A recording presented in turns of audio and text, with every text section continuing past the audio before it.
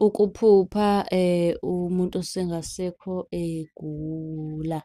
Sanibonani, sanibonani, sanibonani ekhaya lamaphupho ninjani?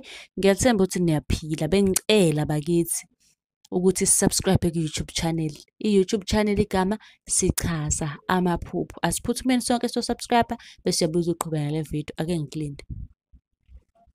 Okay, subuyile wayo subscribe, siyabonga kakhulu.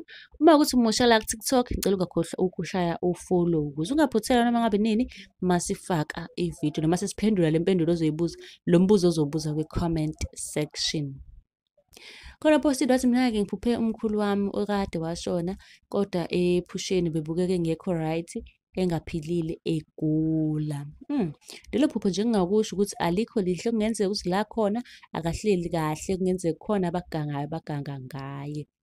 Mlaleli, bengicela ukuthi usubscribe ku-YouTube, usifollowe ku-TikTok wethu. Nisale kahle.